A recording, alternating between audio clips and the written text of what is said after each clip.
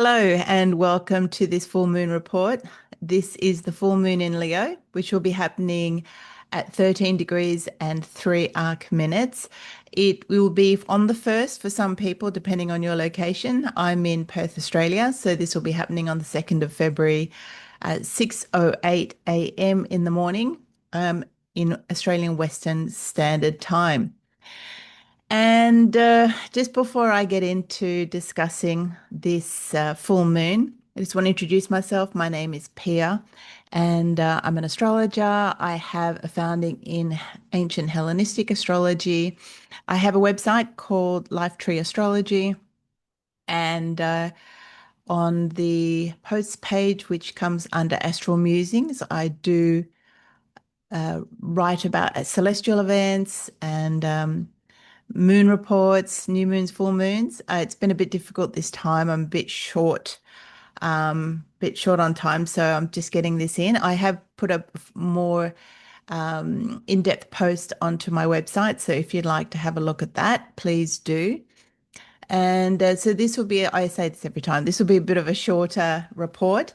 And yeah, I think that's all I needed to say. I do readings as well, so please visit my website if you would like to have a reading of your birth chart.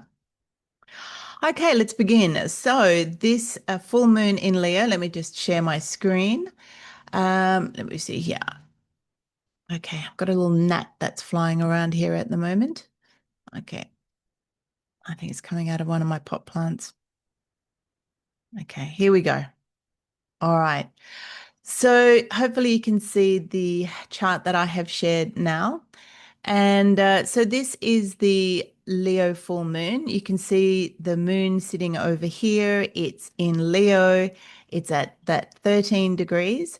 And the moon here is very much concerned with emotions. Well, certainly full moons are always related to heightened emotions and sort of realizations that come out from it feels like hidden aspects, and suddenly you can see things more clearly. And so it really represents a culmination. And there was a new moon back in July of 2025 where the seeds were planted. That new moon in July, I think it was late July 2025, had Pluto directly by degree in opposition. And so this full moon now is in the beautiful heart-centered Leo. And so when we're looking at Leo, Leo is very much about the heart. It's about integrity. It's very much the sign of I or I am. And Leos bring the light. So being the only sign that is ruled by the sun, Leos bring the light, the creativity, the illumination wherever they go. And Leos are very proud as well, and they need validation. They need to be seen. That's that Leo energy. Is all about sovereignty. And so this full moon here, you can see it is opposite a really, really busy uh, Aquarius house. And so just want to go back a little bit to the Capricorn new moon that we had last month. So this follows on in the sense that that was a really auspicious and important new moon. It really signaled a change of or a shift in direction for us, for the world. But on a personal level as well, in Capricorn, it was all about new goals, new visions for yourself, setting structures in place that are going to help you achieve that security. And in Capricorn, it was very much about material security. And the lead up to that new moon was really auspicious in the sense that, or notable in the sense that there was this Cazimi moment for Venus and Mars. So both of them were reborn in the heart of the sun leading up to that new moon, meaning that they were sort of the old was burnt away. They were purified in the divine light of the heat and the strength of the light. And really, this is what we call it's like a reset where For example, for Venus, the pleasures, the desires are refined and purified, and anything that no longer serves us is burnt away. And same with Mars as well. So with Mars, Mars's ambition, Mars's drive, and Mars's will was purified as well. So together with that new moon, there was this real uh, foundational energy in the sense of creating new foundations for a new direction, for long-term goals that we want to achieve. And interestingly, then as well, because Mercury was there, very soon after that new moon, you had the moon crossing into Aquarius and immediately passing over Pluto. So Pluto has been there in the Aquarius house for some time. And so the moon passed over Pluto, followed very closely by Venus afterwards. And then the sun came over Pluto, and then it was Mercury as well following after. And then Mercury also had its Cassini moment as well in Aquarius. So there was a real rebirth in terms of those planets. And, Pluto represents the underworld. It's that real subterranean power. And so when you have planets conjoining Pluto, they are infused with that intensity, that power of Pluto. And Pluto is very much death and rebirth. I like to think of Pluto as very much like a volcano where we have the hot magma building up underneath that volcano, that pressure. Um, and so those planets really triggered that Plutonian energy as they all passed into Aquarius. And so, in that sense, these planets have really been forged under the intense sort of pressure and intensity of Pluto. And now we have this stellium of planets at the time of this full moon sitting opposite the moon in Leo. And one of the things that's really interesting about this is that the full moon here in Leo is, again, as I mentioned, very much about I. It's focused on I am and the personal sovereignty. And the ruler of this full moon is Leo, is the sun, and the sun is sitting on the opposite side as it does in a full moon, and it's sitting in the house of Aquarius, and this creates a very interesting opposition. You can see that the Aquarius energy is fully lit up, and Aquarius is the sign of the group, the collective. Um, it can often represent humanity as well. And so, if we look at the archetype of Aquarius, so Aquarius is an air sign. It's a masculine air sign. It is a fixed sign as well. And, the symbol for Aquarius is the water bearer. And the myth that is behind that is the story of Ganymede. So Ganymede was a prince. It was said to be a very, very beautiful, had an almost unearthly beauty. And the gods, this was around the time of Troy. And so the gods flew over, and he was abducted and taken up into the realm of the gods, where he was given the auspicious role of being the what do you call it, the water bearer, where he basically dispensed nectar to the gods. Okay. So that's the story of Ganymede. Um, and the symbolism of this is very much that idea of Aquarius being the disseminator of knowledge, the nectar from the gods. So Aquarius is very much about disseminating ideas, and it is ruled by Saturn as well. So there's a real sense of oftentimes sort of seriousness and gravity with that Aquarius energy. Certainly, there's a lot of social responsibility as well. But that is the traditional ruler of Aquarius. We also have Uranus. So Uranus came along, and Uranus was discovered in the late 18th century. And so up until that time, Saturn was the last planet that could be seen, and we didn't know that there was other planets beyond. And then I think it was Herschel. He discovered Uranus. Obviously, it wasn't called Uranus when we first discovered it, but it created quite a kerfuffle. Obviously, suddenly we knew there was a new planet there, and so with Uranus, then uh, it became the modern ruler of Aquarius. So, and really, Uranus has really come to represent progressiveness, forward thinking, the future. It's related to rebellious energy, innovation, revolutionary energy as well. So when we put those together, we have Aquarius as a sign that is very much about ideas, the collective, the group, about social causes, oftentimes um, that focus on the future of where we're all going as a group, as a collective. Um, and it's really about the intellect, the elevated mind, okay, as represented by Ganymede being whisked away up into the to live with the gods. Um, so really, for any of you who have known Aquarius, I've got my son is an Aquarius. He's got lots of planets in Aquarius. Um, they're very intellectual Aquarians, and they can be quite emotionally detached or seem to be emotionally attached, and that's only because they're living in their mind within their ideas.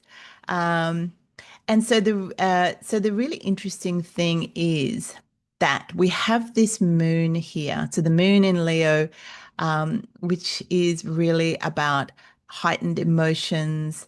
As I said, it's about the sovereign heart, integrity. It's about passion. Leo energy can be very dramatic and playful. That real sort of pure inner child. And so we have this energy of the I, the personal, the very emotional, because Leo is a fire sign, being opposite Aquarius, which is the sign of we, the group. It's much more in the mind, much less emotionally expressive. And that's a really interesting contrast. Um, so when we have a look a bit closer at the Leo, we have it's in the second decan of Leo, and this is associated with the Six of Wands in the tarot. And the Six of Wands really represents that real confident, charismatic, triumphant nature of Leo. So if you've seen that tarot card, the Rider-Waite tarot card, it's a triumphant leader with a laurel of what was it? What usually was anyway, the laurel of leaves around the head. Um, and I think it was bay leaves. Anyway, triumphantly marching in after perhaps a conquest or a triumph. So it really represents that climax of personal power, public victory, leadership, which is very much a Leo thing as well.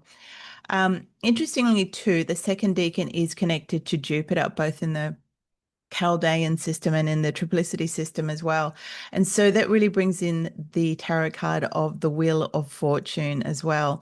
And so the Wheel of Fortune really is about that life is a wheel of fortune, isn't it? Some of us are elevated up into prominent positions, whilst again, people fall down from the turning of the wheel means some people go down as well. So very much a sort of the fortunes or trials of life, and in that sense that the idea that some people are ride the wheel up into sort of public prominence and fortune. But also that idea, and this is from one of the ancient philosophers' texts, which they also warned of.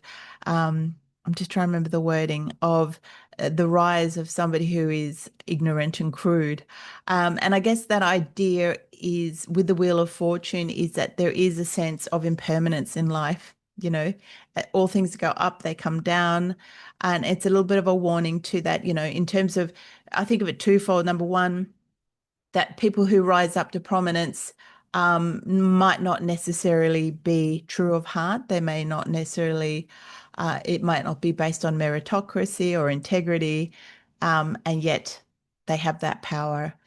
And I guess the second thing to remember as well is not to become attached to success. Um, in the sense that life is full of ups and downs. And if we become attached to either the very big ups or the very big downs, it can really cause suffering. So in that sense, in that real Buddhist sense of being,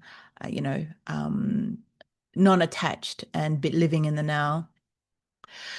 Um, and the other thing that comes to that, obviously, that, the whole sign of Leo, being ruled by the sun, is it really highlights the strength card as well. So that, the strength card represents inner courage, conviction, and really reminding us that we have to ride the wheel of fortune, with grace, okay, and awareness. Um, so the other thing I wanted to mention too is on the 26th, so that happened a couple of days ago, Neptune finally moved into the sign of Aries. And, you know, Neptune Neptune represents water. So Neptune is one of the more modern, transpersonal planets. And it represents water, it represents dreams, it represents disillusion because Neptune has no boundaries. Okay. It's really about the spiritual unity, everything that connects us and the universe. It's about beauty. But also on the other side of Neptune, it has a connection to, fog and confusion, to disillusionment or to being deceived. In that sense, it's often what we want to see. Um, and so, that real sense of glamour or stars or Hollywood, that sense of false prophets, being bedazzled by something.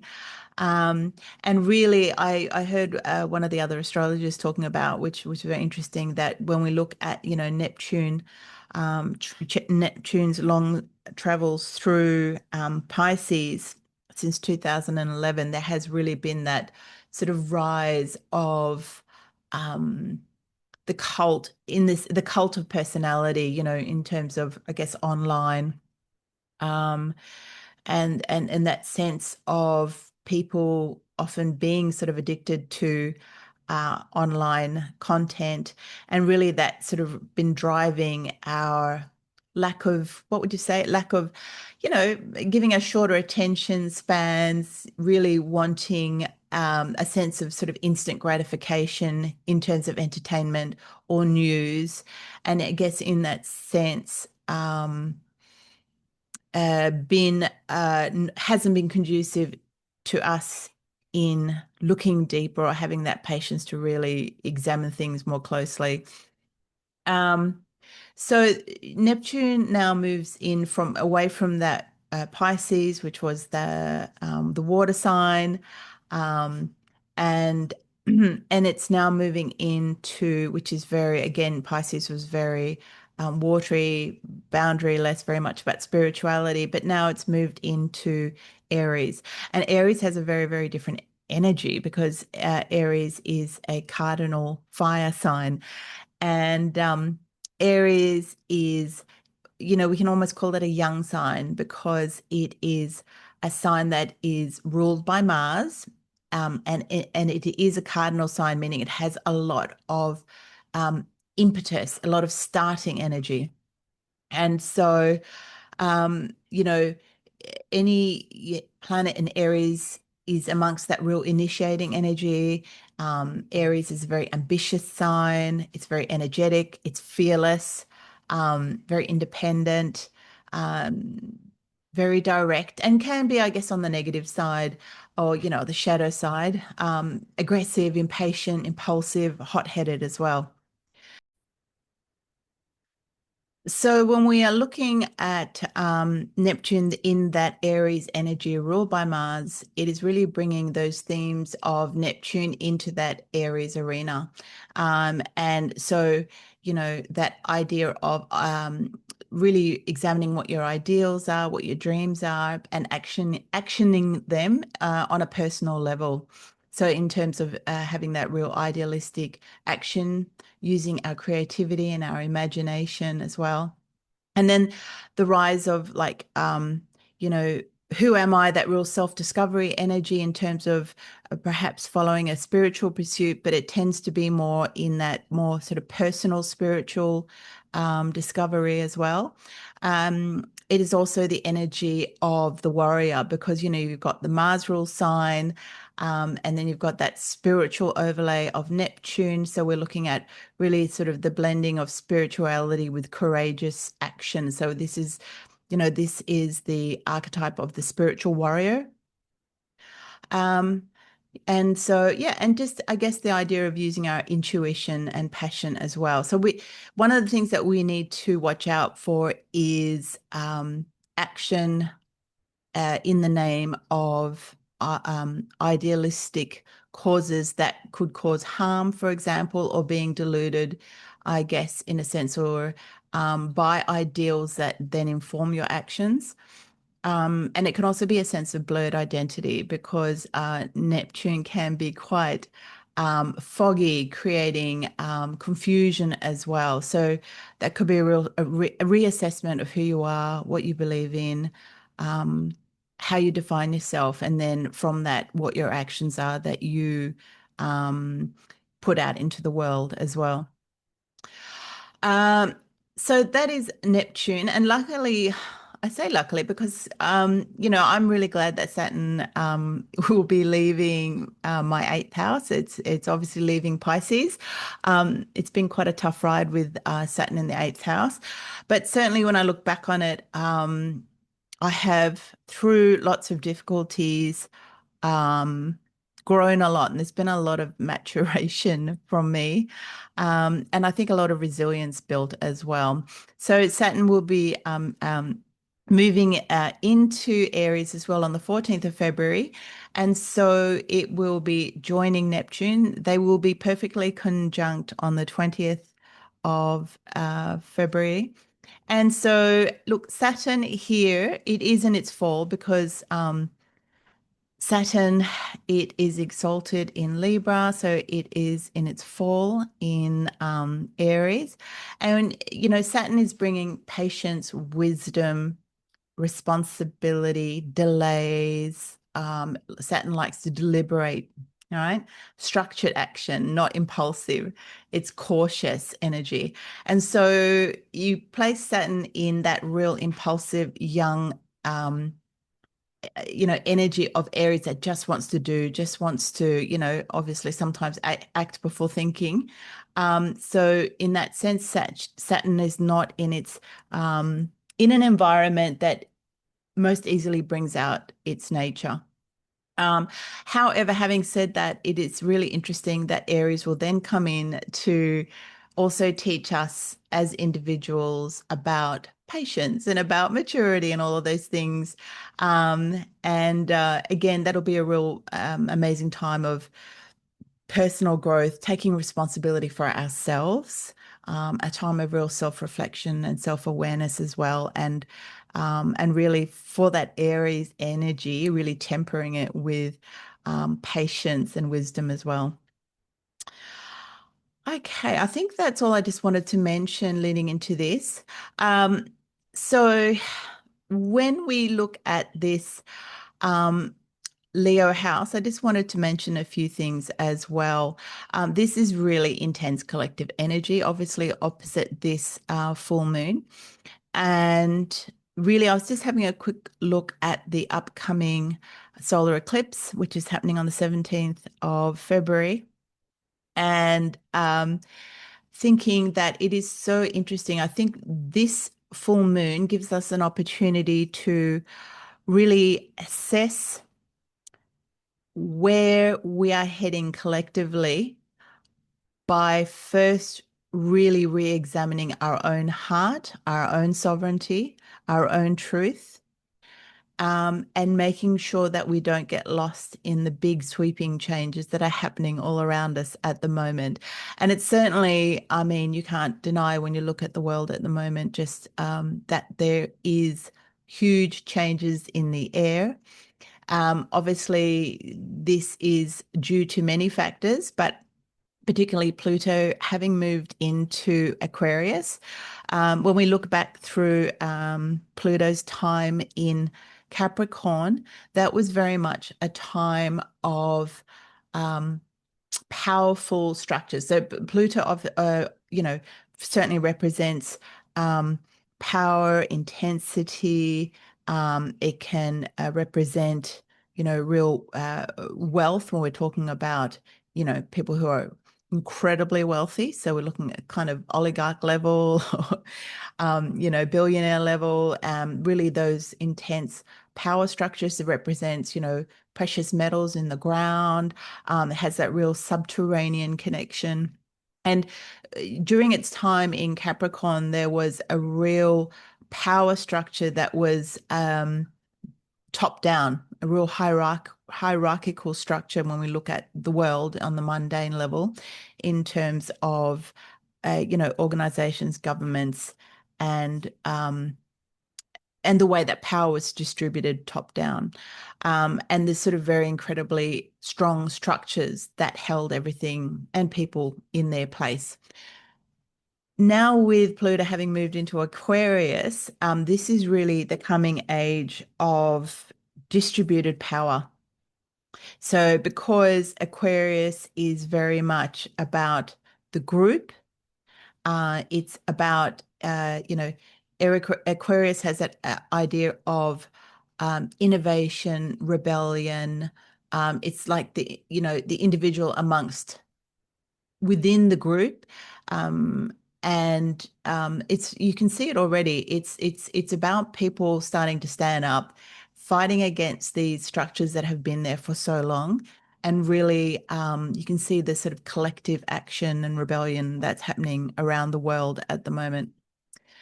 Um, and so, yeah, this is a very, very interesting opposition. So the personal energy, this is a time to really look inside yourself, to reaffirm what it is that you bring to the table as, a shining light, a shining individual. What is the gift that you have to offer with everybody in terms of, your passion, your strength, your creativity, your leadership, and amongst this massive social movement that is happening. And that could be on the neighborhood level, the community level, as well as, when we're looking at the collective world level as well.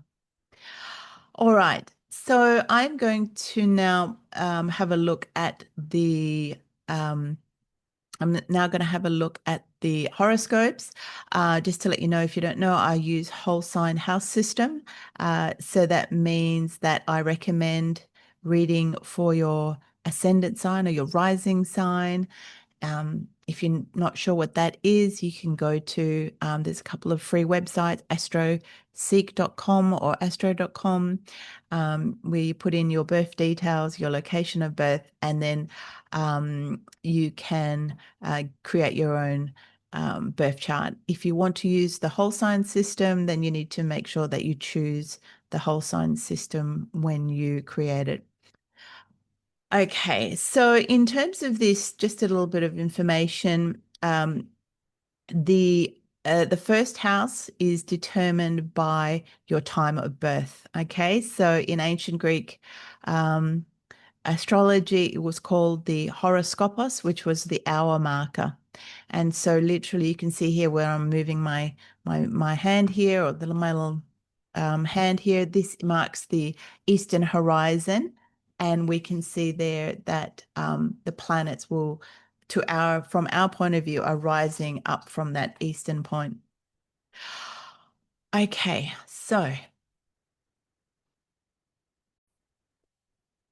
yeah, get a copy of your own birth chart as well, because you'll be able to then interpret a little bit more deeply from some of these reports.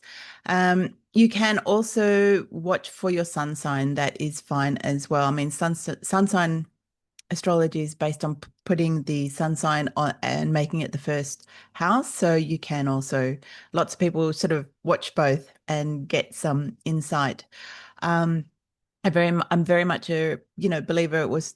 Astrology is it's a divinatory art as well, or a craft. And so, you know, there are always messages to be gained from somebody who's providing a reading, or even if it's just a general sort of horoscopic analysis. You can really pick up bits of information that speak to you, that you need to hear at that time. So I love that about astrology as well. Okay, so we are going to begin. I'm going to start with Aries. So you should be able to see Aries now. Um, Aries here in the first house with the ascendant here. So this full moon is happening, Aries, in your fifth house. Um, and so you have this beautiful Leo energy in your fifth house. Your fifth house is the house of creativity, of it's pleasurable activities, it's having fun, doing things that bring you pleasure, stimulation. It is the house of um, children. For those of you who have children, or perhaps you can work with children, or you do something related with children, it is also the house of, it can be the house of gambling as well, but it is the house of creativity and pleasure, mostly. So think about your life. You know, are you bringing your heart and creativity expression within your life? This is a wonderful time for you to really look deep inside, and to perhaps, maybe there's something you've wanted to do, but you haven't had the courage. Perhaps there's something that you wanted to lead in terms of something that gives you great interest and pleasure, that this could be a real time to encourage you to try something new, to express yourself in a way that perhaps you haven't dared to before. Um, and interestingly, in the fifth house here, it is opposed, as I was mentioning in the introduction, by this massive assembly of planets sitting here, you know, in Aquarius. And this is your 11th house. The 11th house is your house of your social alliances, your groups, your colleagues, your friends. It's the people that you share you have shared values or interests with. If you are a creative or an artist, this can also be your audience as well. So it is a very public house. And so you can see at the moment that, you have this great focus on spending time with people, being part of sort of group activities as well. And there could be a real push or pull perhaps between your more private, personal creativity and expression, and also affairs and activities to do with this very strong emphasis on your Aquarian 11th house. And so I would say that probably because it is Aquarius, there is a sense of wanting to spend time with people to share ideas. This could be real focus on social causes, social actions, or perhaps um, real innovative ideas as well. This is the house of, long-term goals, future aspirations as well. So you could really be focused in on, what is it that I want in for me in the future? How can I work with people that I know, groups of people that share my values, to make these goals come true? And I would say with this push and pull that it's really asking you to find a balance, and not to forget your own personal needs. Obviously, in the fifth, to really express your creativity, to find time in things that you find personally pleasurable. I forgot to mention the fifth house is the house of romance as well, and bed pleasures. So this could be a real time where there is real emotional, passionate romance happening in your life as well. And so, yeah, finding a balance between those two areas of your life is really the focus of this. You've got Saturn at the very, very end of your 12th house. So, I think I mentioned this before, but this is a real great time to really gather sort of the inner wisdom, any ghosts that you've sort of purged from your psyche, um, to really use that new confidence, that new inner strength as well, to really go for expressing yourself creatively. Um, and you've got Neptune that's moved into your first house as well. So this is really beautiful for you.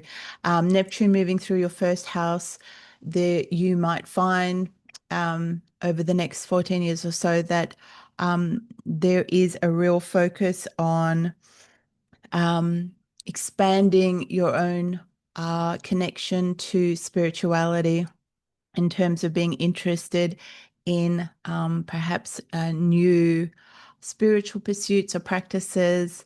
Um, and with Neptune as well, you can really be reassessing your identity in the first house. So make sure that you um, are not forgetting your boundaries, because don't forget Neptune can cause fog and confusion, and there might be a period of time where you're really kind of questioning who you are or who you aren't. And also because that sense of confusion in your own identity that could be there, could be possible. It could also mean that you're attracting people, who are also attracted to you, but just make sure that you are operating with that integrity and from your heart. Use your intuition. There's always that chance of sort of deception as well with Neptune kind of being fooled, because we have a tendency to see what we want to see rather than perhaps what's real. But in that sense, with Saturn moving into your first house shortly on the 14th, Saturn will really come in there and help to define some greater boundaries and wisdom for you. Um, Not necessarily always easy lessons from Saturn, but certainly this is a really amazing time for you, Aries, in terms of your growth and your sense of self as well. Okay, Aries, thank you so much. I look forward to speaking to you next time. Okay, so Taurus. Taurus, this full moon is happening in your house of home, your house of family, ancestral karma. The fourth house is often the house of father as well, sometimes parents in ancient astrology. Um, and so there is a real heartfelt emotions and realizations coming up in terms of your house, your home, your living arrangements, in terms of, your most private space. Okay. And, with this being in Leo and this full moon, you might have some real urges to find some really strongly heartfelt connections to the people that, you love, the people that you share your home with. There could be a real sense of, certainly on the shadow side as well, if you feel that you haven't been seen or heard or given the recognition that you feel that you deserve or desire. There could be that sort of reckoning as well within those personal home family relationships, or perhaps with parents as well, particularly father. Um, but on the other side too, this could be, Leo is really encouraging you to go forward with courage, with integrity. There could be a good time for play, for joy as well, and perhaps making some changes within the home to really using that Leo energy of passion and creativity as well to perhaps make some changes within the actual home environment.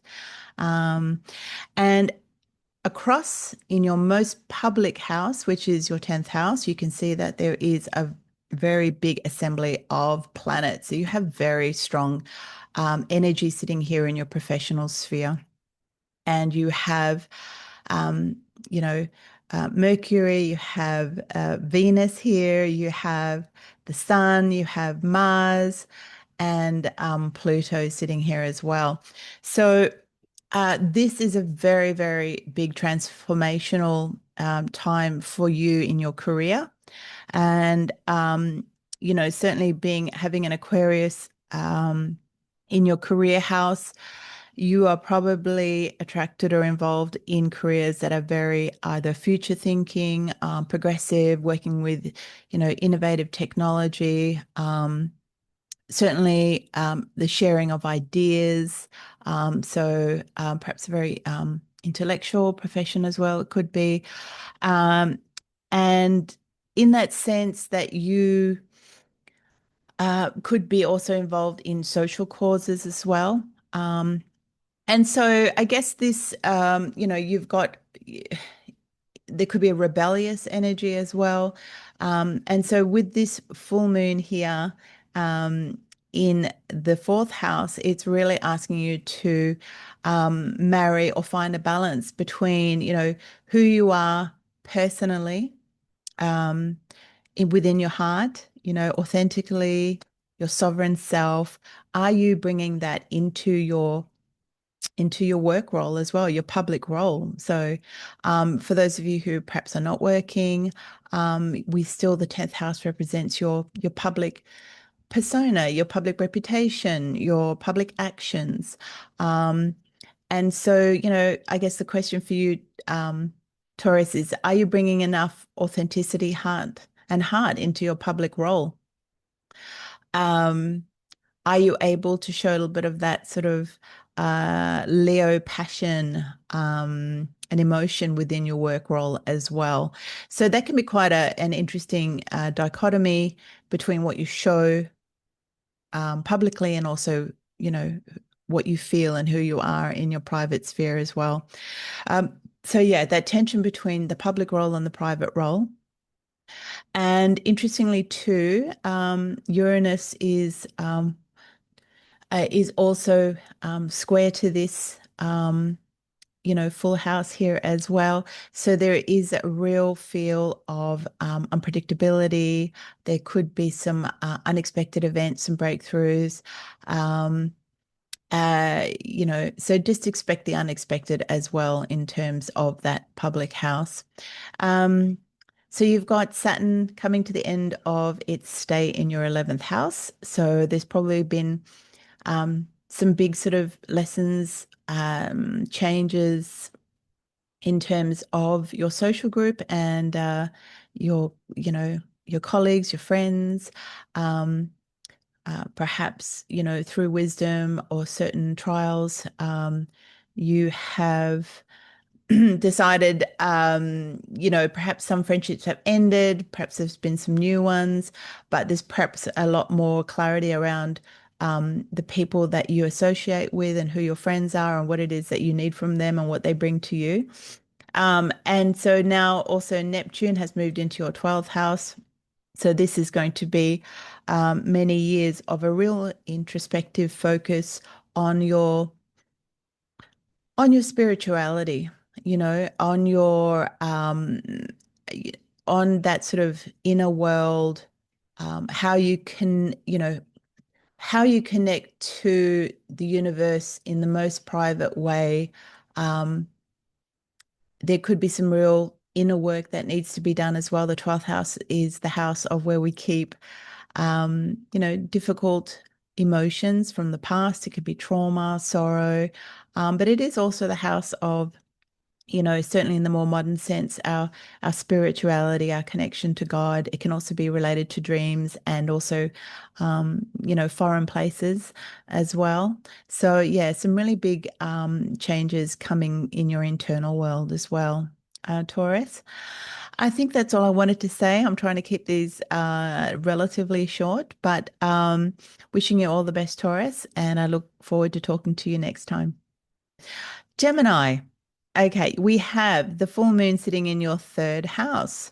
So this is your third house of communication, of your mind, your thoughts, your early learning environment.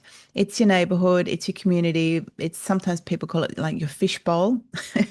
So it's the local places that you visit, your day-to-day trips in the local environment, to the shops. walking your dog down to the park. It is talking to your neighbors. It's certainly very much focused on writing and publishing and communication. It can be gossip as well. Um, but it's very much at the local level.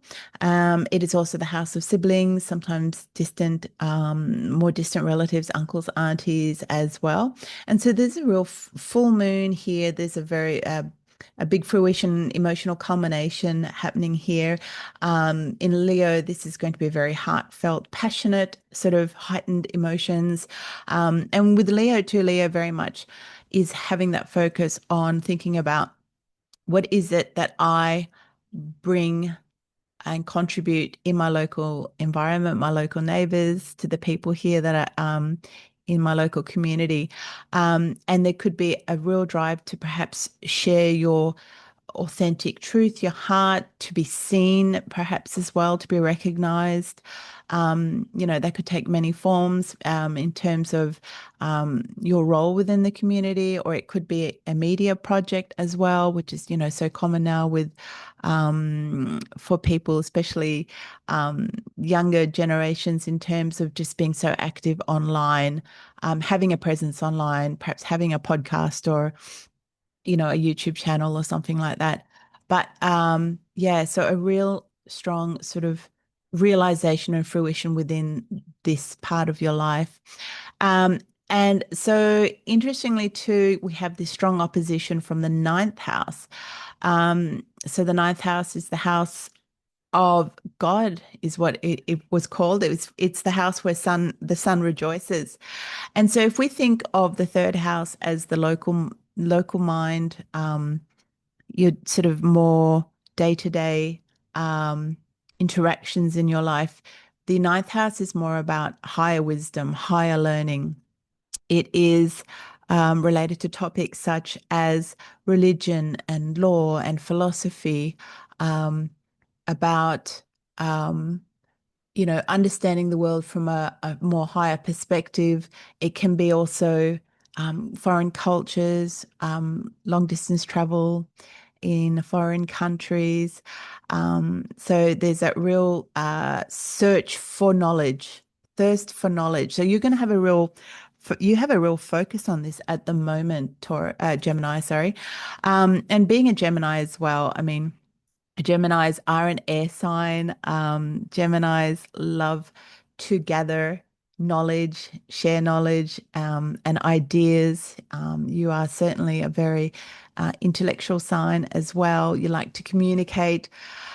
And really, here you have Venus, you've got Mercury, you've got the Sun, you've got Mars there, all in Pluto. So they've all been, reborn in the recent Casimis. That's Mercury, Mars, and Mars, and then they've all passed through this intense sort of subterranean power of Pluto, which is a very purging energy. Um, And so this is a real time of transformation in that ninth house. I wouldn't be surprised, Gemini, if you have that real itchy feet feeling at the moment, like this real drive to explore new areas in your life, new to bring you new knowledge, new experiences.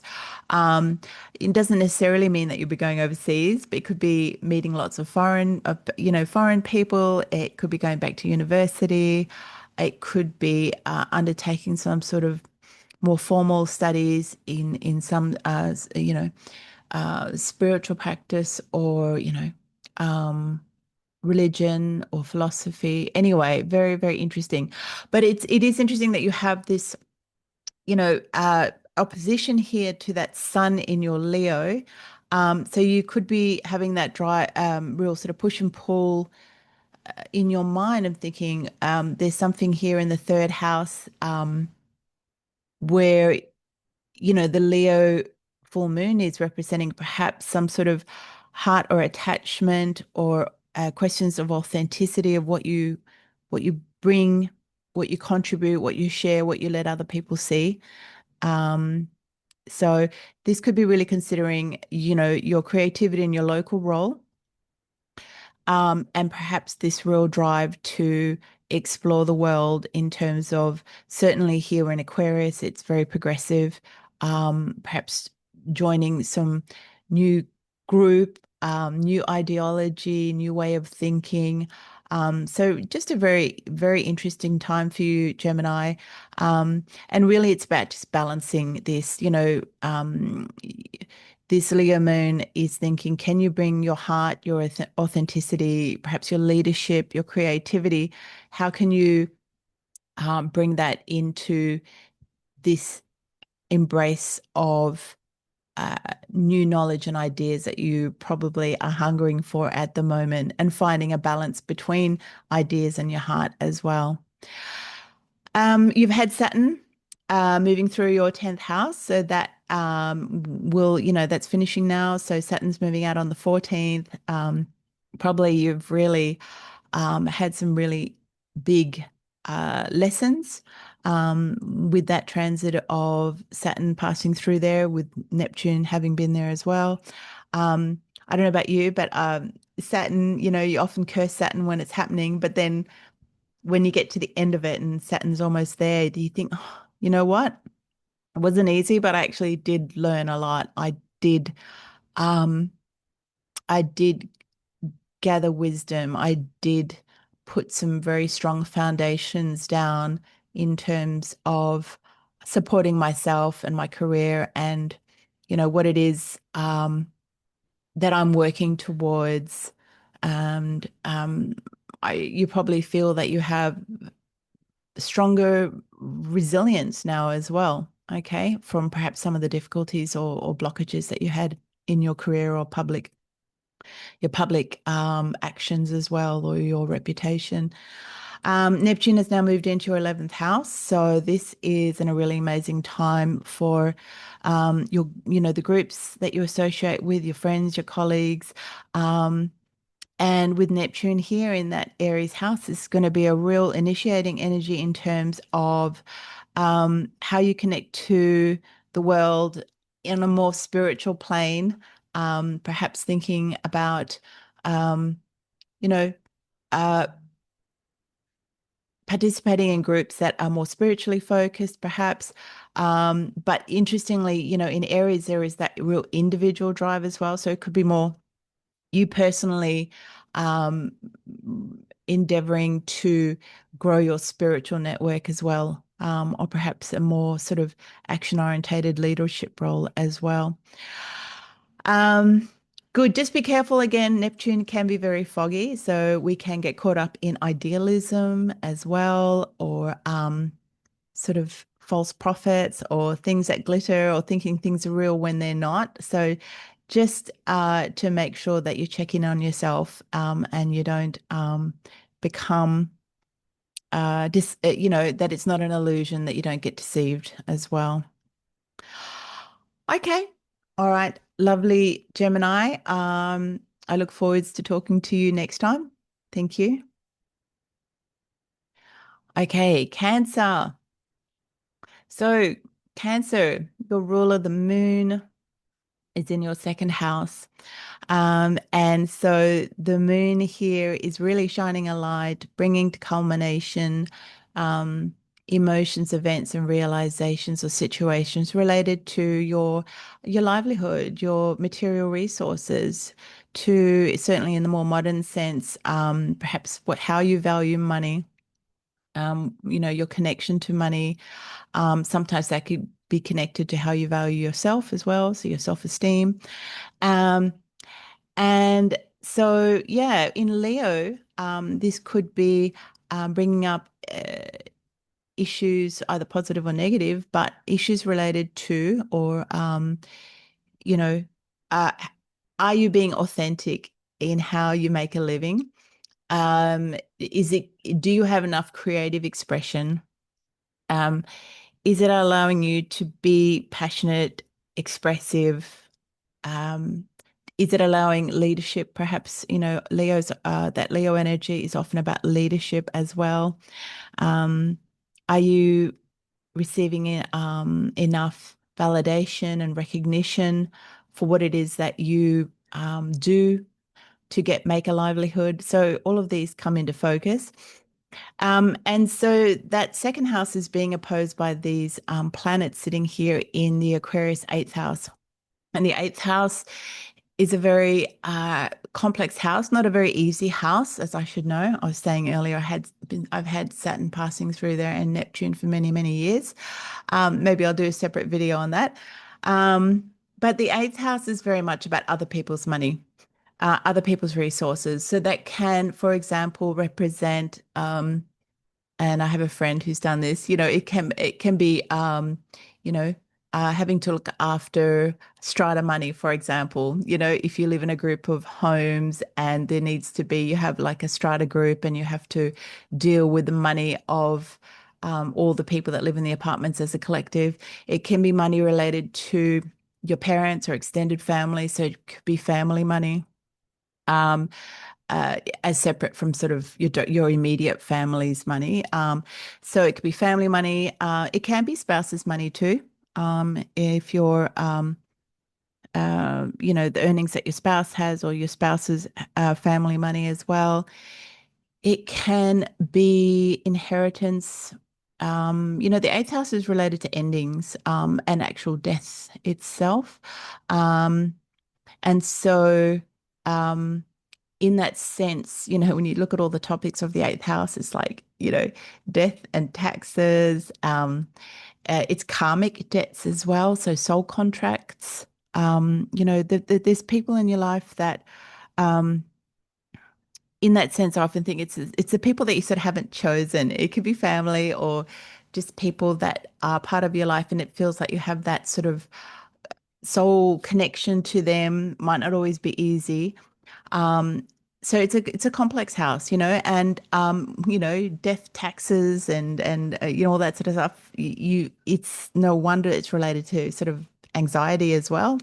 The eighth house, um, it's investments, it's debt, all of those things. So, um, yeah, in the more modern sense as well, it's related to sort of taboo, occult, hidden topics. Um, some people connected to sex as well. Certainly from my foundations, sort of pleasures of the bed are more connected to the fifth house, but certainly there is a real deep psychological intensity to the eighth. And so it is massively lit up for you at the moment, Cancer, and especially, you are ruled by the moon. So, Cancers especially feel lunations and the movements of the moon quite strongly. So the ruler of this new moon is the sun. So it's really highlighting that oppositional energy.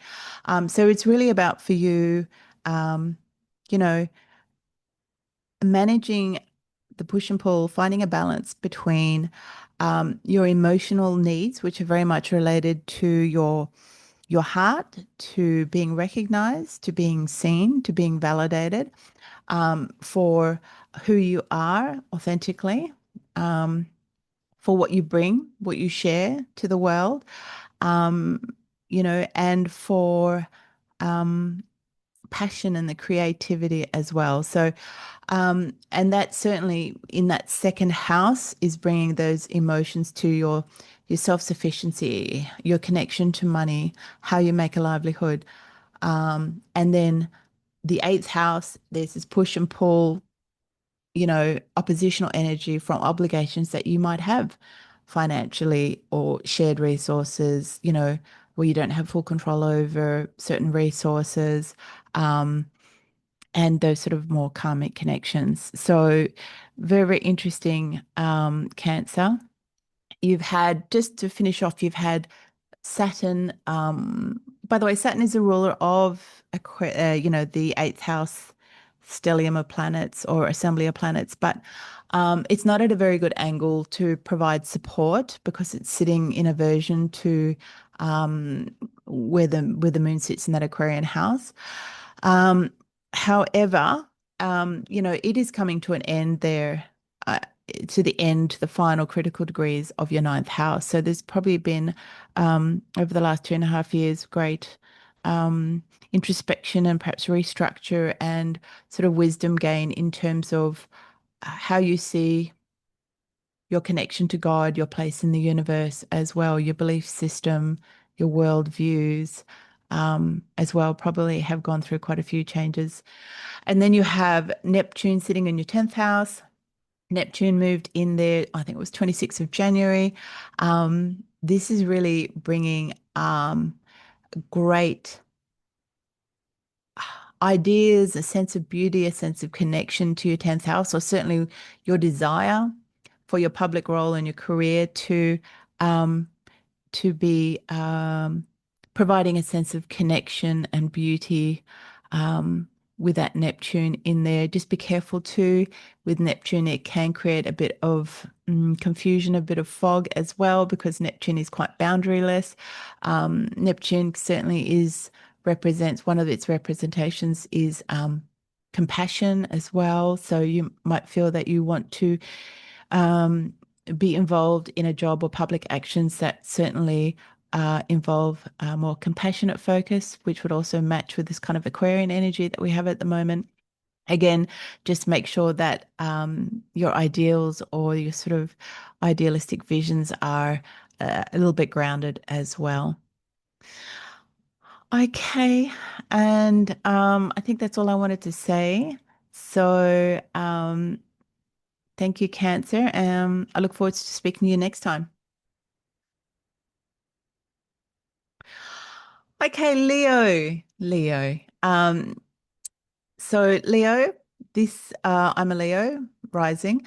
Leo, this full moon is happening in your first house. So the first house is us. It's our body, it's our mind, it's our character, it's it's what we show to the world. The ancient Hellenistic astrologers called it, it's the helm of your ship, because it's from that first house that you steer the course of your life or where you're going. So this is a very personal full moon. Um, and so you're probably finding that there is a real reckoning at the moment in terms of what am I doing in my life? Am I being authentic, true to myself? Leo very much is a heart-centered sign. It's about being integrous, letting the light shine directly from the heart, um, bringing that light, passion, energy, and ideas to the world. And if a Leo is not allowed to shine, if a Leo is not recognized for who they are, um, if they are not appreciated or validated or seen, it is incredibly painful for a Leo. And certainly, there might have been a lead up now to really rethinking, what am I doing in the world? Because it all starts from within. What am I giving to the world? Am I being authentic? Am I living my life from the heart? Am I using my creativity, my passion, my integrity, my truth, in the way that I interact with the world? And so this is really coming into focus at a time, because Leo is very much about I, and certainly it's a sign of I, but it especially in the first house as well. But then its ruler, the sun, is sitting in this big assembly of planets in your opposite house. And so the seventh house is the other. So it is a house of committed relationship, your spouse, your partner. It could be a business partner. And if you're not in a relationship, then it's really about the archetype of the other, you know, where you draw the line between yourself and the other, if we're thinking it more in the abstract sense. So there is a real focus here on the other. If you're in a relationship, it'll be your partner, your committed partner. And in Aquarius, I live with my son. He's an Aquarian, and he has a stellium of 5 planets in his. He's got a lot of Aquarian energy. So I'm quite firsthand know this Aquarian energy. So Aquarians are very socially responsible. Um, they being a Saturn ruled sign, a great sense of responsibility, great sense of structure, um, oftentimes sort of a real wisdom beyond, beyond the years. Certainly, I would say that about my son. Um, they can be quite serious as well. Um, and but when we bring in as well, and I was going to say, and not they are very socially minded as well. So, with Aquarius, it's a sign of collective. So when I say they're responsible, it is certainly um, in that social sense as well. And I saw that in my son, very young age, that he had that real social responsibility. I mean, we should all have social responsibility, but I really noticed it in my son. Um, but they're very ordered, very tend to be very ordered because of that Saturnian influence. But we have that modern ruler that I talked about in the intro. So Uranus was assigned as the modern ruler when it was discovered in the 18th century. And certainly, Aquarians we often say, are real forward thinking, They have that real progressive outlook, so they can be unconventional, eccentric. Um, you know, I think of like, the archetypal, what was that movie, Back to the Future? The crazy scientist in it. You know, that real futuristic, innovative energy is also part of this sign. Um, there can be a sense of rebelliousness as well, especially with that Uranian influence. Um, yeah, so this can represent, certainly this oppositional energy can represent your relationship in itself.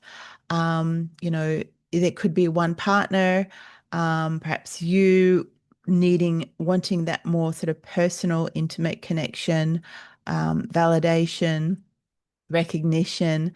Perhaps your partner has that real sort of quite common detached Aquarian energy. Aquarians very much live in their head, in their mind, in their intellect. Um, and so that can be quite difficult from that Leo perspective where, we want that more sort of demonstrative, passionate energy. Um, so it could represent that, or it could also, it could be that sense that one partnership is wanting to explore ideas, be in groups, and perhaps do something on a more social level, and the other person that has that Leo energy of wanting more that one-on-one recognition. So that is something to balance at the moment. But certainly, it really does highlight that for your partner, that there is something really sort of big, momentous sort of changes happening for your partner at the moment. So just be aware of that as well. Okay. Um, with Saturn is getting to the end of your eighth house. Um, Certainly, I don't know about you guys, but it has been a tough time with that Saturn having been there for quite a long time. Um, Certainly, eighth house energy is very much about soul connections, karmic bonds and debts. It's other people's money and resources. Um, and I've certainly been through the gamut this year, but I won't be sad to see Saturn leave my eighth house. However, when I do look back on it, they call Saturn the hard taskmaster. It's certainly it's that kind of where you grudgingly go, oh gosh, yeah, my teacher did teach me a lot of things, a lot of important truths that have, put me in great stead, but you still kind of resent them or find it difficult when they're happening at that time. So um, hopefully, Leo, Saturn is leaving on leaving on the 14th of February, and it's going to meet up with Neptune in a perfect conjunction on the 20th of this month. So we're really coming to the end of an era for us in that sense of having it in the eighth house. But really, I'm hoping for you guys to, like it has for me, it's really built a lot of resilience, okay? Um, and a lot of sort of strength. So thank you, Saturn, and goodbye. And so we've had Neptune now moving into our ninth house. This is really, I think, beginning, this will really, the ninth house is the house of God. It's the house of philosophy, our connection to the universe, our belief system, our worldview. This could really, this is sort of heralding shifts and changes in our, yeah, how we relate to the universe, to the world, to our beliefs, to spirit, to for some of us, it could be, the knowledge, that real higher knowledge, higher learning as well. So it'll be a very interesting time. Obviously, there'll be some more videos on that later. Um, okay, Leo. And just, yeah, interestingly too, we've got Uranus as well is about to turn direct in our 10th house. Um, you've probably had a big shake up in terms of your career and public actions and focus. We have an eclipse happening in our 7th house coming up on the 17th. Um, so it's a solar eclipse and it is happening at 28 degrees and something of Aquarius. It's going to be square to this Uranus in our 10th. So there could be some real surprises and some real links between that 7th house of other committed relationships, public action, social causes groups, and also, some breakthroughs, sudden events relating to our 10th house of public reputation and career as well. I'm hoping I'll have time to get another video out for that in time as well. Okay, Leo, wishing you all the very best. Follow your heart, follow your intuition, and be courageous. Oh, okay, Virgo. I'm not a Virgo rising, but I do have a Virgo sun, so I am very, very familiar with the Virgo energy.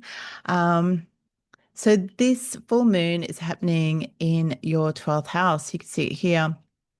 So in that 12th house, it's really looking at, well, the 12th house is the house of your unconscious.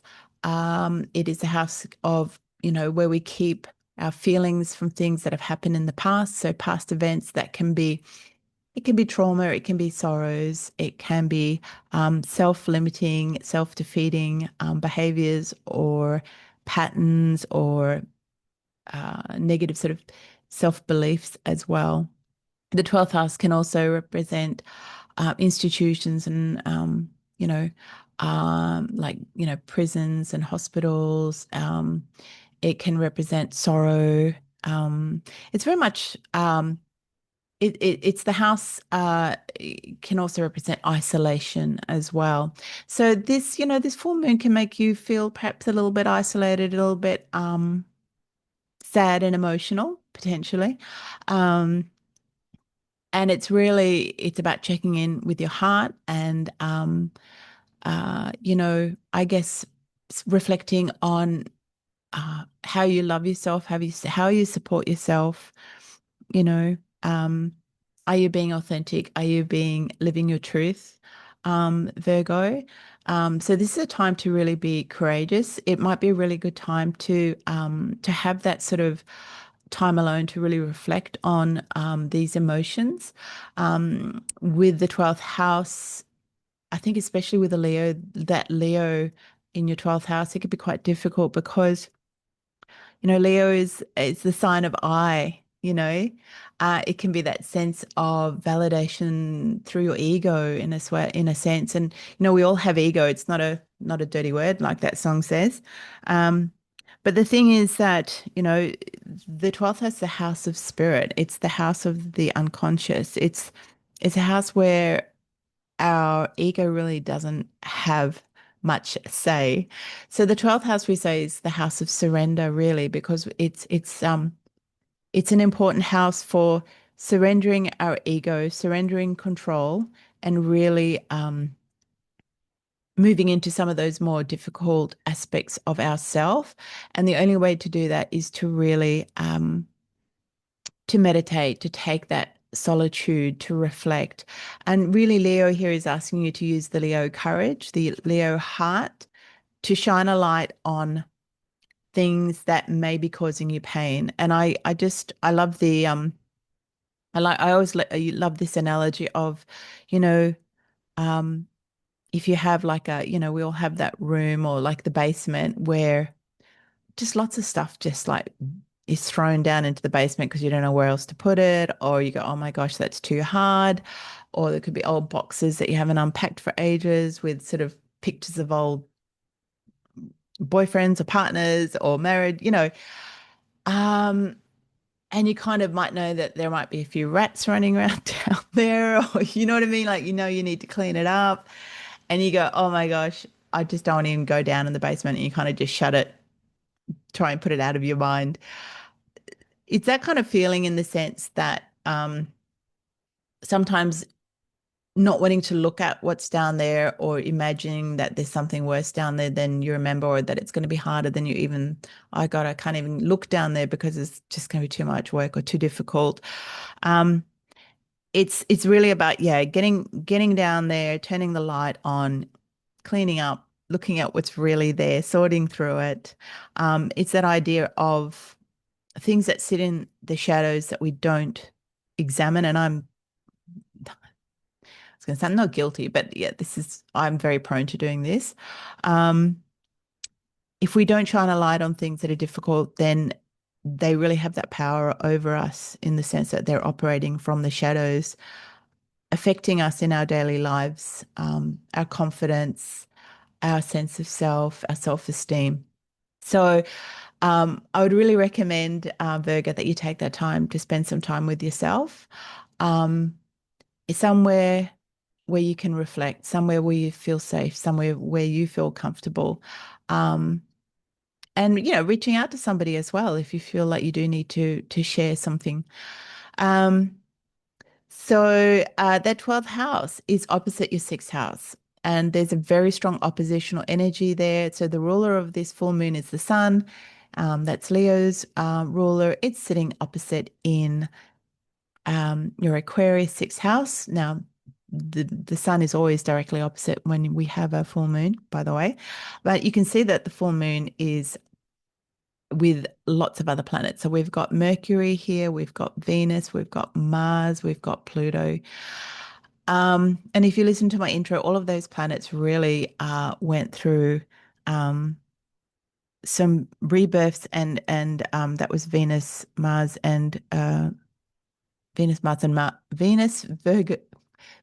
Mercury, and Mars all were reborn in the sun recently. And then all of the planets, including the sun and the moon, all passed over Pluto. So there is a very strong regenerative, sort of renewed energy in this sixth house of Aquarius. And the sixth house is the house of service. It's the house, in the old days, they used to call it the house of slavery. A little bit depressing, but yeah. So it's basically the house of things that we have to do that we have no choice over, right? Life admin, paying bills, going shopping, going to work. So it also represents our work colleagues, our work environment in that sense, and it's our health, very importantly as well, because it's the house of illness or injury as well. Um, more modern astrological theory has framed it as more the house of health, but the two obviously go hand in hand. And as much as we wish that nobody ever got sick or anybody ever got injured, we know that that's just not the case. Having said that, I'm not saying that you need to, like that you're going to get injured or anything, but with this strong focus on your six, I would say make sure that you are really looking after your health. Make sure that that you don't ignore anything that needs to be checked. This is the house of pets as well, small animals. So there could be a real focus again on your pet. So just make sure that you are aware of that. My poor little pooch had a couple of head of grass seed that went into his paw, and this is when my sixth house was lit up. I had to take my dog to the vet twice for operations. So yeah, just be aware. Don't ignore anything. Um, check that they're well, obviously. Look after your health. Um, this is a real time to tighten You've got Mars here, you've got Mercury here. It's a very good time to overhaul, reform your lifestyle, basically, making sure that um, that you put good routines in a place that are really ultimately going to support your physical health, that are going to support your mental health as well, in the sense that getting enough sleep, eating well, to support you in everything else that you have to do in your life. And so that oppositional energy is very much that 12th house, 6th house. So if you're looking after your body, mind, and health, especially in Aquarius here, um, you know, then you're also going to be looking after your psychic, spiritual health as well with the 12. So the two go hand in hand. Make sure you balance them. Um, and certainly in the sixth house, there is that real sense of collective energy as well. It's in Aquarius. There could be a real sense of service within your community, perhaps, or sense of service in terms of social causes or working in groups to achieve something as well. Just be careful of, strong ideologies, perhaps people at work that have very strong opinions, or just to balance that as well. All right, Leo. I think I've rambled on long enough. There's more I could talk about. We've got Uranus going direct soon. Oh, sorry, did I call you Leo? Sorry, Virgo. Um, we've got um, we've got your Taurus moving to the end of your ninth house soon as well. So, um, there's probably been some big changes in terms of your worldview, the way you see the world. Um, your philosophical outlook as well. Um, anyway, I'll talk more. Like I said, I think I'm rambling now. Wishing you all the best, Virgo. Take care. Hello, Libra. Sorry, I just realized I better take a drink. You go a bit funny sometimes when you're just talking for so long. And I keep trying to make it shorter, but I think I'm talking quite a bit. But anyway, so Libra, this full moon is happening in your 11th house. So you have this amazing Leo energy in your 11th, you have a Leo in your 11th house, but so you have this amazing um, energy within your groups and your friends and your colleagues, people that you share your values with. It's your aspirations, your dreams and goals. And so really there is this real fullness of emotion, realizations, um, in terms of um, your place within your friends groups and what you bring to the table, what you share with them. And so with Leos are passionate. They heartfelt. For Leos, integrity, passionate, strength. There's a lot of leadership qualities in Leo as well. And Leos need to be appreciated. Leos need to be seen. For what they contribute, for their authenticity as well. So you could have found at the moment that certainly in some sort of public, more sort of public group role, that you have been perhaps having more leadership within those groups or roles. And yeah, and I guess it's really asking as well, if you're looking at your friend circle or your colleagues, or the people that you socialize with, um, are you being authentic? Are you interacting people from your heart? And are you being seen and appreciated and validated as well?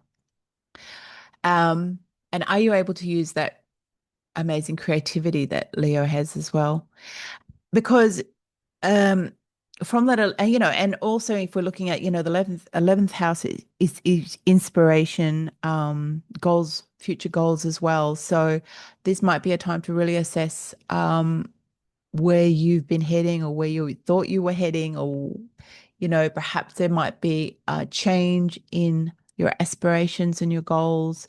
That could just be a shift, but it could be that real reassessment of those as well at this time. In your fifth house, you have very strong energy. So across here in the fifth house, your Aquarius fifth house is lit up. by Pluto, Mars, Sun, Venus, and Mercury. Puts great focus on, your fifth house of creativity, pleasure, romance, and children as well, if you have children. And I think really for Libras, this area here, it's very it's very much about intellect, ideas, um, communication.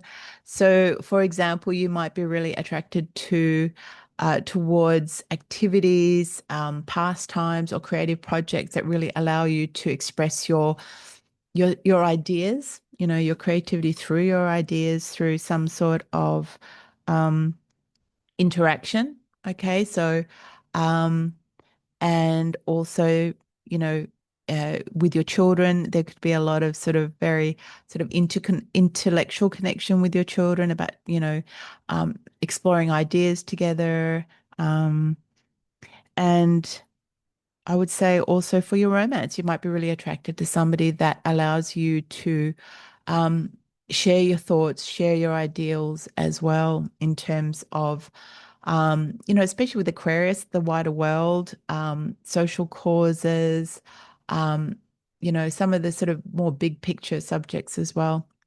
Um, but interestingly, so you have that kind of dynamic, opposition, push-pull between this more sort of heartfelt experience, personal experience within your groups in the more public sphere, um, and a push-pull towards your more personally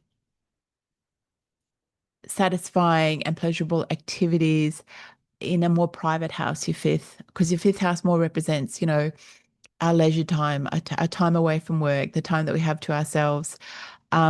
So a really strong focus on that more um, expressed personal expression of creativity through ideas, um, through projects, ideas, perhaps romance or time spent with your children as well.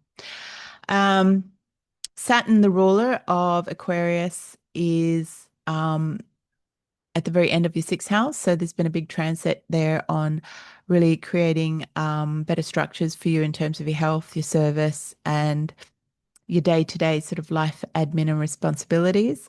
Um, and Neptune has now moved into your seventh house. So I would very much say that there'll be a focus on spiritual connection to people, to your other. So if you are in a committed relationship, this could be a real um, spiritual connection, or really having high ideals for somebody that your partner, or somebody that you want to be a partner, or the other if you're not in a committed relationship. And just this can be a real beautiful time for that incredible sort of spiritual connection. Um, just a little bit of warning as well. Neptune can bring a lot of confusion. Um, it can bring illusions as well, where things that we think are real turn out not to be real, or not what we thought. So just be careful too with Neptune. It can really heighten our compassion. So being careful that we don't try and save somebody, or that we find somebody that we give our power to or want to be saved by. Um, so luckily Saturn's moving in there shortly on the 17th to, provide you a bit more grounding as well. So just watch out for that. All right, Libra. Um, hope all goes well, and I look forwards to speaking to you next time. Okay, Scorpio. I'm just going to pause this and have just a quick breather. I've been talking for so long. Just a moment. Okay, Scorpio. So this full moon is culminating, shining in your 10th house. So this is a very public house. This is your house of public actions, your career, public reputation. And in Leo, there is a real sense of um, wanting to be recognized for what it is that you contribute. Um, there's a real sense with showing to the world. Um, through your professional sphere or just your public actions, a real sense of authenticity. So, um, expressing yourself from the truth of your heart. Um, this could be a time where you really are needing to use your leadership skills, your creativity, um, and really wanting to be recognized and seen and appreciated for what it is that you contribute and that you bring. Um, at the same time, and there could be a lot of emotions around that as well. And, obviously full moons are about heightened emotions. There could be realizations that come to the surface. So it's that real culminating energy. And you, at the same time, you have in your opposite fourth house, which is your most private part of your life. This is, you know, your private time, your sanctuary. It is the people that you live with. It's your house, it's your home, it's your living arrangements. It can be family, ancestral karma, family lands as well. It can represent your parents, particularly your father. And so there is a massive focus on this at the moment.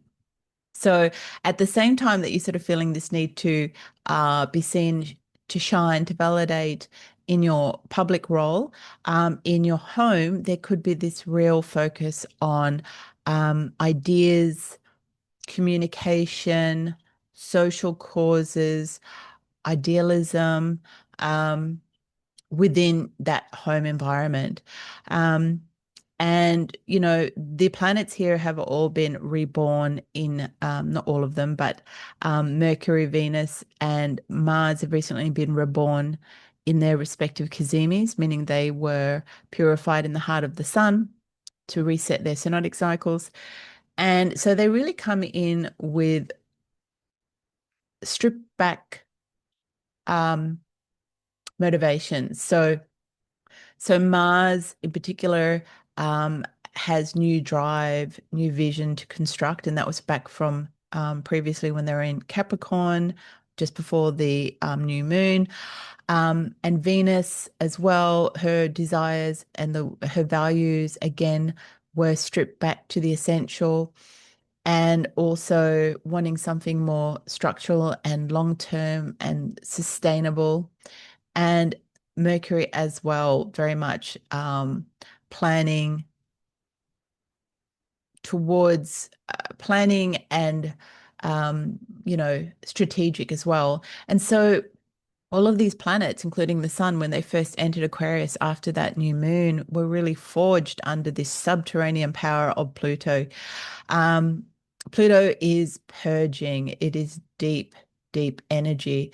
And really, Pluto has that effect of, Pluto rules death, rebirth. And so that sense of that transformational phoenix sort of energy. Um, and so, you bring all this, each planet moving over that Pluto, um, that Mars moving over that Pluto is really quite a volatile situation because you have Pluto really triggering, Mars really triggering that Plutonian energy. So there could have been a real release of intense emotions, sort of real cathartic releases. For Venus, it could have been a real transformation in what she values, perhaps cutting off of certain relationships or a change in what she desires. Um, and certainly with Mercury as well, passing over that Pluto earlier, a real sense of communication that's very, very deep, perhaps powerful. There could have been a real release of secrets as well, or information that had been hidden up until then.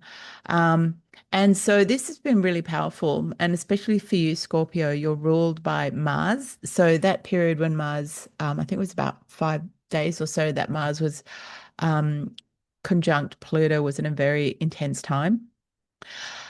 Um, So, yeah, a real focus here on family living arrangements, home, family karma.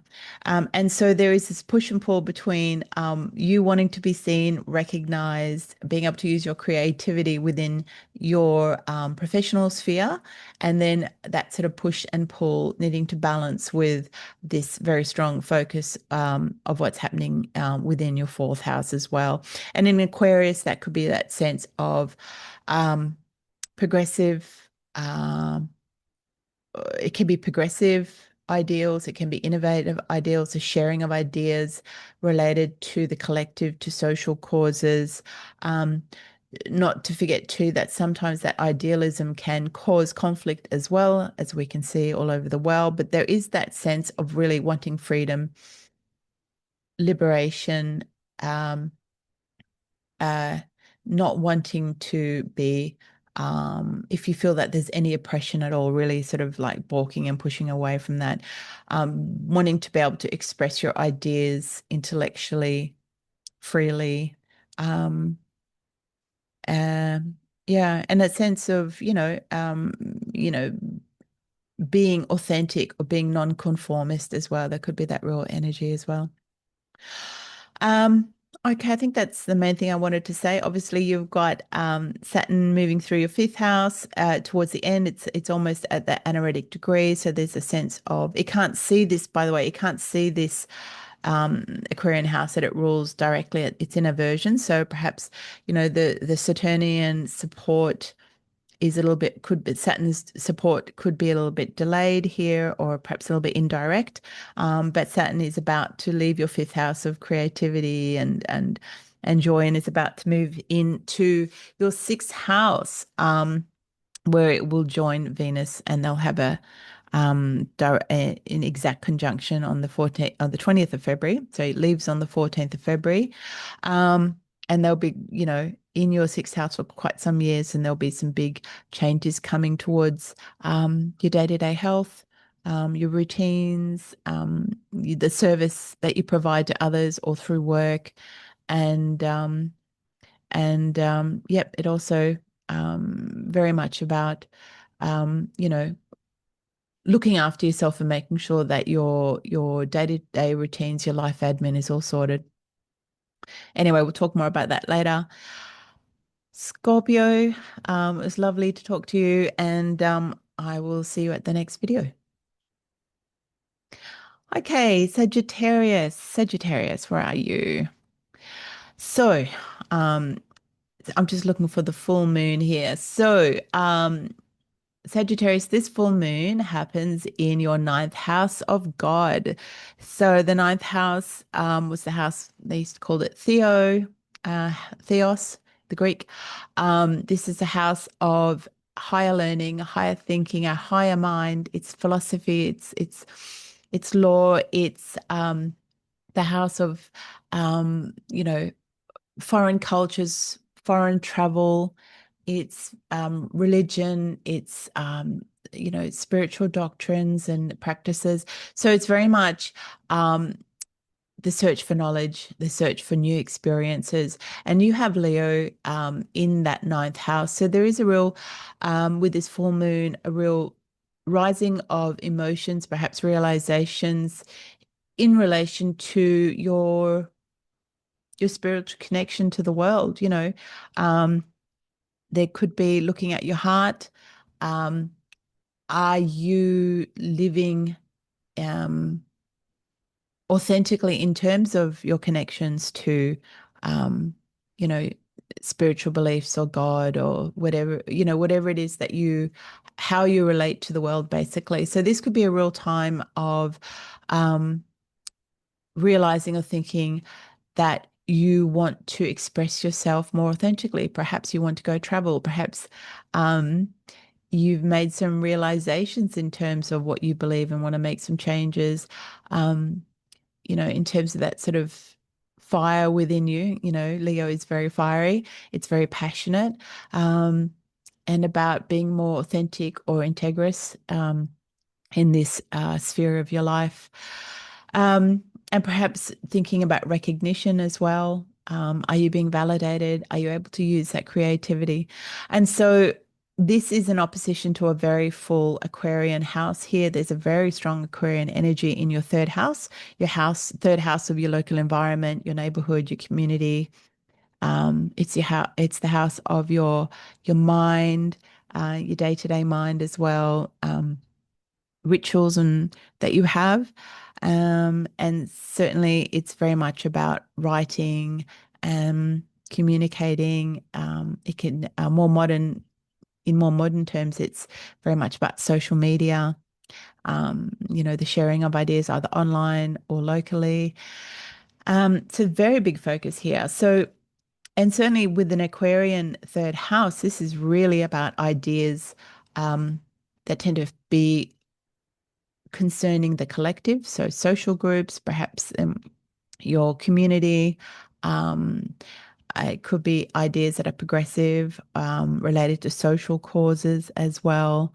Um, Certainly, Aquarius has that real sense of social responsibility as well, being ruled by Saturn.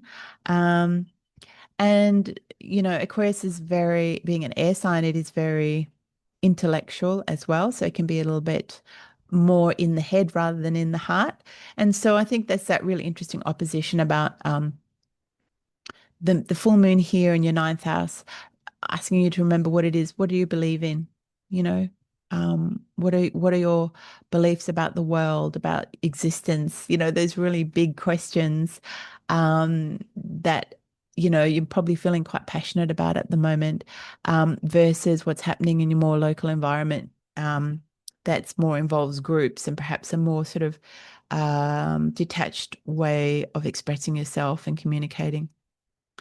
So interesting that you will need to find a balance between those two. But as within any opposition, it's about not choosing one over the other, but trying to find time to integrate either one into the other, or perhaps finding time for both. So, you know, is there any way that you can meet those sort of the desire, heartfelt desire for, you know, exploring higher mind, higher learning, foreign lands, that you can incorporate into your more sort of, day-to-day communications or role within your local community.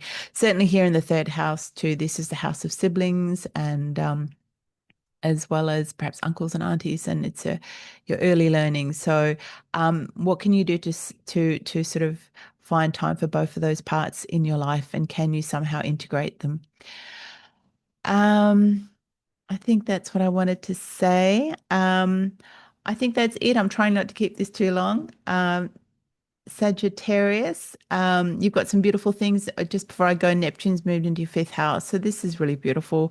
Um, a time for beautiful connection, creativity, um, uh, and beauty within your fifth house of creativity. So can be a real wonderful time for, finding new creative expressions, activities that bring you joy. It could be a new romance as well. Certainly a very spiritual romance. Just be careful with Neptune. Sometimes it can really cause confusion or not seeing things clearly. So, just make sure that you try to see things clearly with people you meet. Saturn is coming to join very soon, so hopefully Saturn will help keep your feet on the ground a little bit as well. Okay, Sagittarius, wishing you all the best. Talk to you next time. Okay, Capricorn. I'm just gonna have a quick sip of water. It's gonna put you on pause for 2 seconds. Okay, Capricorn, I'm back. Just had to stretch my legs. So, Capricorn, this full moon is happening in your eighth house, in your Leo eighth house. So, your eighth house is really about your shared resources. So, it's quite a complex house. It's not necessarily an easy house. So, it's the house of the karmic connections that you have with people, often people that you have complex sort of karmic debts with, soul contracts. It tends to be, it's the house of shared resources. So, it could be spousal money. It could be sort of, parental money. It could be, investments. It can be, money that you're responsible for, but that is not yours alone, for example. It's investments, taxes. Eighth house is a house of death as well. That could be, oftentimes that's just sort of figurative deaths, but it can also be the house of well, it is the house of represents death. And in that sense, it can be it's a very transformative house. Um, in more modern significations, it's very much related to sort of hidden aspects of life. So it can be taboo, occult sort of topics. Um, and so, yeah, you have a full moon there. And, the full moon is bringing up emotions and realizations related to um, your heart, really. So this is going um, within my connections, my bonds, situations, obligations, or ties that I have within this eighth house. You're checking in with your heart and basically saying, you know, am I authentically connecting to this? Um, am I meeting these situations in a heartfelt way that is truthful? Um, and Leah has a real strong need to be seen, to be validated, to be appreciated for their contributions. That Leo energy of creativity, strength, and courage. Um, and so I would say with this full moon here, potentially there could be situations that are really coming into focus. Um, and make sure that you are meeting these situations with heart, with courage, with intuition, um, and making sure that perhaps if, using leadership skills as well, and creative ways to settle or to meet any of these situations. So potentially not an easy full moon. Um, and it's in opposition to your second house, which is your personal resources. So it's your material resources, your money, your finances, um, uh, and by extension, in the more modern sense as well, it's your values, you value your connection and how you value money. And it's often related to, for some, in some senses, to your self-esteem as well. And so there's a huge focus here, a huge Aquarian energy focus on your second house. Um, so this might be bringing up areas related to groups, to communities, um, to sort of a larger collective. With Aquarius, there could be a connection to progressive ideals, to innovation, to more sort of breakthroughs, social causes as well. Um, it's a very intellectual sign, so it's very much focused on the dissemination of ideas as well. So within this second house, look at any sort of opposing energy here, the push and pull between your resources, your money, how you make a living, your connection to that value, and perhaps looking at, how does that integrate with your authentic heart as well? So in terms of, the obligations that you have in the eighth house can also really represent anxieties as well, which is, not surprising considering it's all about hidden karma, death, rebirth, real transform. It's a real transformational energy of the eighth house. So really, Capricorn, try and find a balance between the eighth house and the second house. Whether you're able to integrate them in any way, or really if you're able to use that Leo strength and courage and integrity in relation to how you make a living, your money, and perhaps your ideas in the groups that may be involved, and vice versa, using some of that intellectual, um, forward-thinking, socially minded um, ideals to also support you in your eighth house endeavors as well. Um, yeah, I think that's it. So Capricorn as well, you've had your ruler, Saturn, moving through your third house of your community, your communication, your siblings, um, perhaps some media project or that's been coming, it's coming to the end of your third house. So that's a big thing for you. You're ruled by Saturn. And so perhaps in the last 2.5 years, there's been some real focus on um, your connections and your communication within that local environment as well, and perhaps some tough lessons as well. So Saturn will be leaving and moving into your house of home and family to join Neptune soon.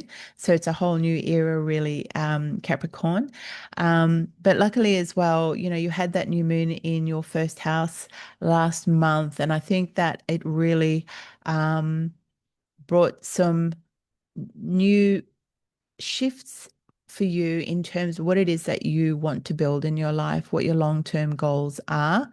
And I think that's something that is going to hold you, that you're going to hold fast to, that's really going to drive you. You're the goat. You're going to get to the peak, no matter how long it takes or how hard it is.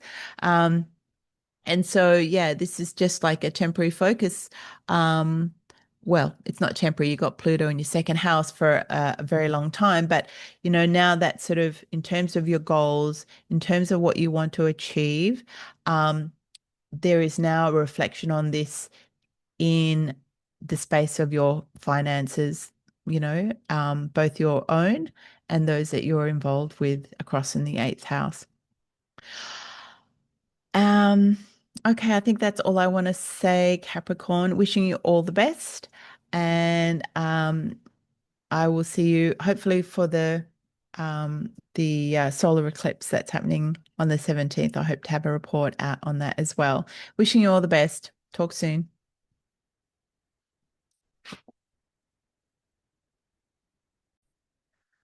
Okay, Aquarius, Aquarius, Aquarius. This full moon is happening in your seventh house, your Leo seventh house. And it's really bringing into focus and culmination your feelings, your emotions, and any realizations related to um, either what it is that if you're single, what it is that you're looking for in a relationship, in a committed partner. Um, this could be sort of a partner in business as well. But, there's a real, in Leo, there's a passion, there's a need for recognition. It's a fiery sign. So this is all about expression and emotions. And really, this could be, if you're single, this could be really thinking about what it is that your heart wants and needs and desires in relationship.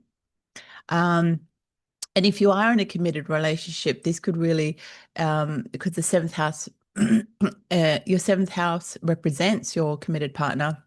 This could be a time where your partner is very passionate. Is a real heartfelt need from your partner for to be recognized, to be seen, to be validated at the moment for that real heartfelt connection. Um, and, for them perhaps wanting to express themselves creatively, to be seen, to be recognized for their leadership, perhaps as well.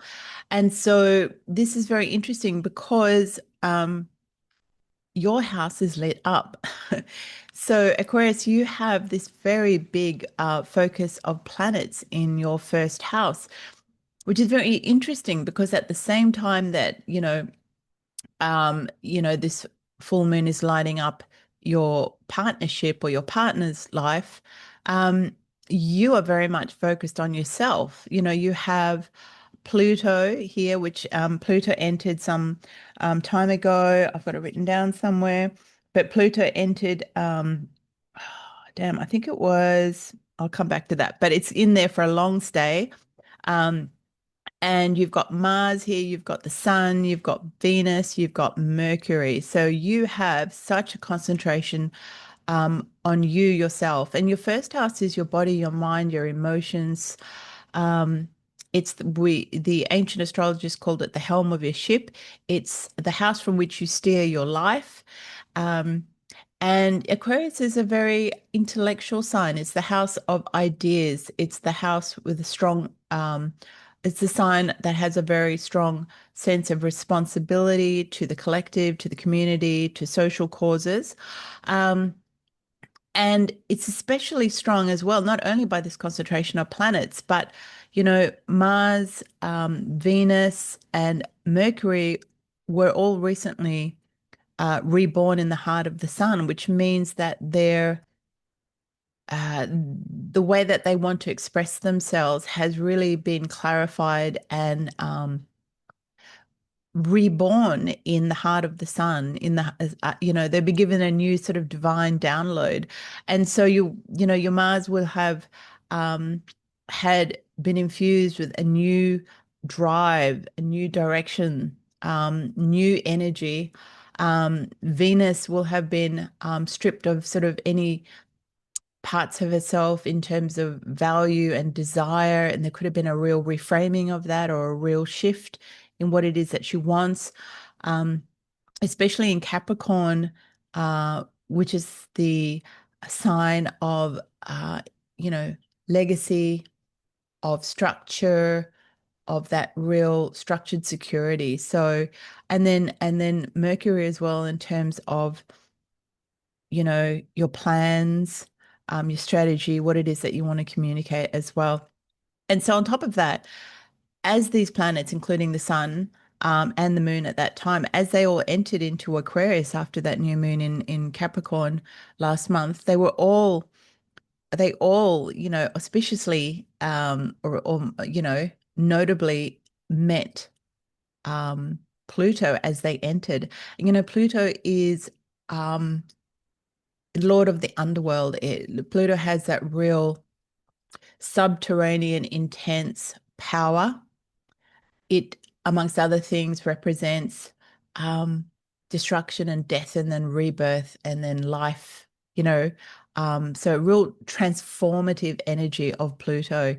Um, and Pluto has that real purging energy as well. So this has been a very intense time because, you know, these planets now have been kind of forged and transformed through Pluto. And it probably would have been very intense as well, for you personally having that, especially Mars, well, and Venus passing over that Pluto during that time. There could have been a real intensity to emotions, perhaps a real sort of expulsion of some real deep emotions and energies as well.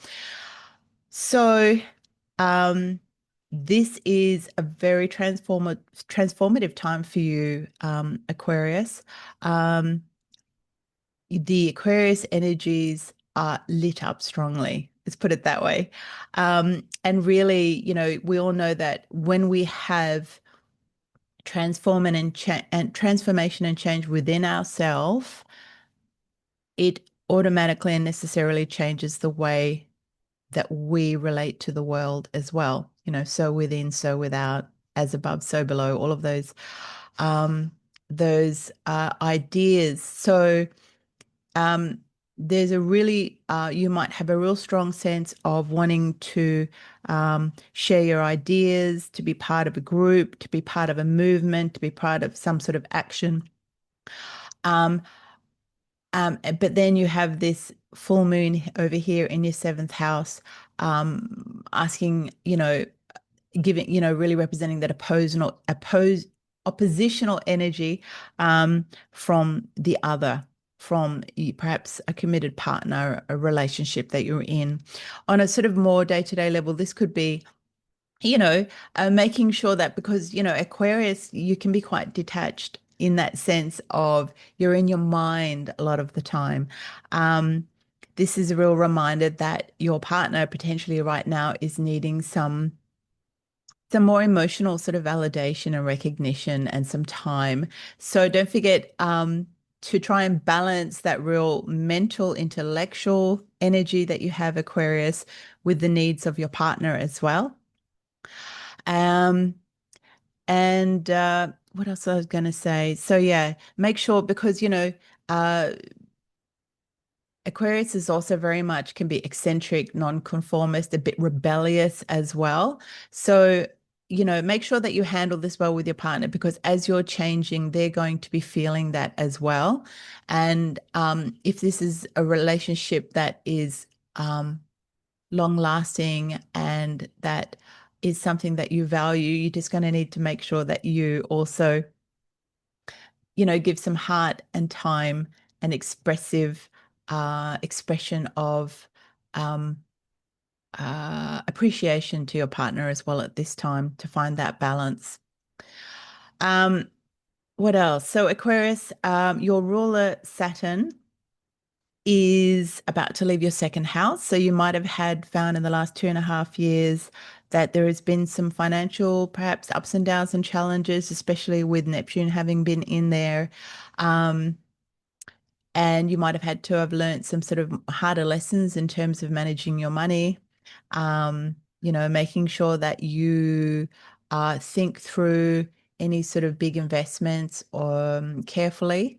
Um, Neptune has now, on the 26th, moved into your third house, and so Saturn is also about to leave.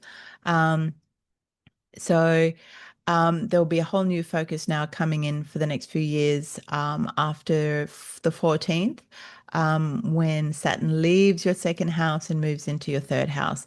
And there'll be a whole new few years of focus on your local neighborhood, your communication, your relationship with your siblings, um, uh, and other aspects as well. So I think that's it. I'm wishing you all the best, Aquarius. This is really an Aquarian time at the moment.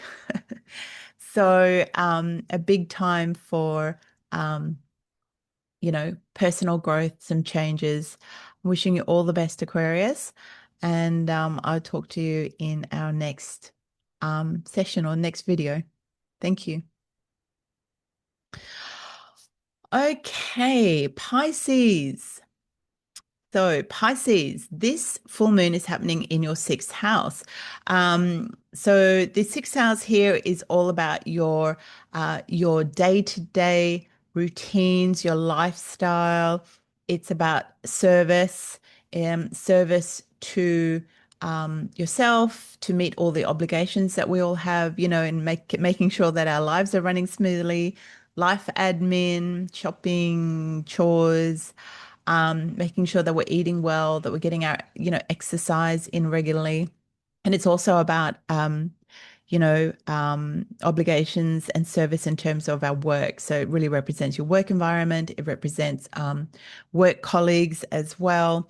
So this just to, there's been quite an emotional time, full moons, because it's like a culmination of our emotions and reactions to things that have been building or changing within our environment, within our relationships. And sometimes we're not even aware of them until that full moon comes and those emotions rise to the surface and we have realizations about, our needs and our feelings. So just, watch for, potential sort of uh, emotional outbursts at work. Try and use that more um, Leo intuition and strength and courage. Try to come from the heart, from a very open heart. Try to own your vulnerability as well, which is very important. Try not to be reactive or, over dramatize things. But really, it's about channeling those emotions, the strength, your creativity, your integrity into service for your own life, your own health, but also any work obligations that you might have as well. And, the Leo moon can really bring up questions of, am I being true to my heart? Am I being authentic? Am I allowing my creativity to be expressed within the sixth house themes and spheres. Um, it encourages you to also, you know, to find pride and validation within services that are provided with joy as well. So in that sense of service. Um, and yeah, there could be something within work where you're feeling perhaps that, are you being seen? Are you being appreciated for what you contribute as well? Um, so that's the sixth house energy. And then across from that, you have a very, very big focus on your 12th house. Your Aquarius 12th house is really lit up at the moment with Pluto, with Mars, with the Sun, with Venus, with Mercury. Um, and this is, the 12th house is not a super easy house. The 12th house is the house of our unconscious. It's our hidden realms of the psyche, of our spiritual aspects of ourself, our spiritual life, oftentimes within our dreams. It's the house of isolation, of solitude, sometimes sorrow. Sometimes it is where our past memories are held, which can be trauma as well, or sadness or sorrows. Um, it not not to get so down about anything, but also, the 12th house is the house of spiritual liberation. It's the house, more modern senses, people talk about it as being the spiritual house, and it certainly is. But as we know, uh, spiritual wisdom, spiritual liberation comes from doing the inner work. Um, so this would be a really good time, especially in Aquarius, which is very much a sign of ideas, of intellect, of groups, of the collective. If you are struggling or you feel that you want to really put focus on working through anything that is causing you pain or sorrow, or um, perhaps sort of any self-limiting ideas or self-undoing behaviors that is affecting your life or your self-esteem. This is a wonderful time for um, therapy where you can communicate, perhaps even group therapy sessions. But any way that you do it, having those sort of putting in place sort of spiritual foundations, day-to-day routines as well through meditation. There's some really wonderful apps available as well. And I'm just going to find the name of it. There's a lot of apps available at the moment that I think can be distracting, this kind of mindfulness apps. I've come across one that is very, very good. It's called Healthy Minds. And it's pretty much, well, it is advertisement free. It is created by professionals, by researchers, and it has just like these little mini meditations that you can do either when you're active or when you're inactive, like when you're sitting. It's wonderful. Okay, so I've really been enjoying it. It's called Healthy Minds. Um, yeah, a wonderful app if you're looking for that other support as well. Um, so yeah, and it just, um, the gift that I think, having the courage, using that Leo courage of having that routine and commitment to your physical health, using the heart and courage and the strength to really um, put yourself in a good place where you can work through any sort of 12th house um, areas as well. So we know that we have healthy mind, healthy body, then we're going to also be more able to work through any difficult emotions or hidden things as well. So um, it's all about your health at the moment, Pisces. Um, and what else did I want to say? Yes, so you've had probably quite a bit of potentially a bit of a tough time. You've had um, Neptune's now left your first house. but you've had Saturn, it's still there. So Saturn's been in there for the last 2.5 years as well. And so there could have been perhaps some real time of reassessing your identity, who you are, your sense of self, um, and also, just a moment, I think somebody's at the door. Hang on. Sorry, apologies, Pisces, just to have a break there. So there could have been, with first Neptune moving into your first house, a real sense of perhaps feeling a little bit unsure or being having a bit of confusion about your identity, um, a real revision of that, and also what you're putting out to people, what's coming back to you with Neptune there. Um, and then with Saturn there joining Neptune for the last 2.5 years, there could have been um, perhaps a bit of a sense of, I mean, let's face it, Saturn can be a bit of a joy killer. It's an important planet, and certainly it brings wisdom and it brings some lessons, which are often, subjectively what we would call difficult. Um, but it's coming to an end now, Pisces, and um, I think that you are probably being left now with um, kind of your sense of identity, sense of self, kind of reworked with some new foundations in place. Um, Ready for, Neptune's now moved into your second house of livelihood, money, resources, and Saturn's about to join as well. So I think that really, Saturn leaves on the 14th of February. This is a time to really embrace um, the new you, the new lessons that you learn, the new foundations, the new values that you've perhaps embraced, or your new beliefs. And so, yeah, this is really, I think, going to be a lot more of a lighter time for you now, hopefully, in sense of that real personal sense. Um, Anything else I wanted to tell you, Pisces? Um, No, I think as well, you've had Jupiter moving through your fifth house for quite some time since June of 2025. And you might have felt that, with Saturn having been in your first house for some time, that you felt back in June a bit of sense of greater sort of joy or flow come into your life around that time. And I think especially now with Saturn leaving that first house, you can really perhaps focus and enjoy and embrace your ruler, Jupiter, in your fifth house to really to bring to life your creativity, things that bring you pleasure, that sense of play and happiness and joy.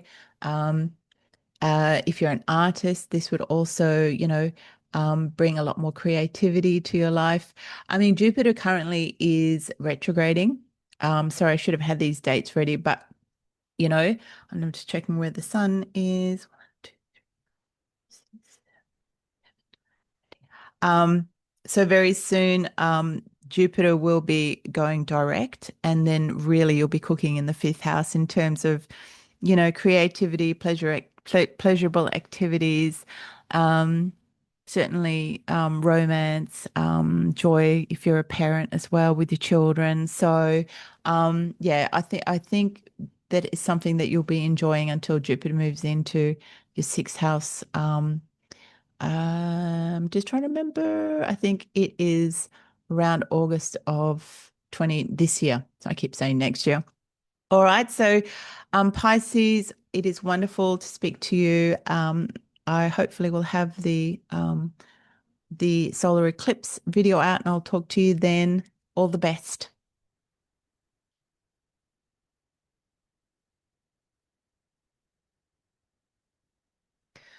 Okay, so that's it.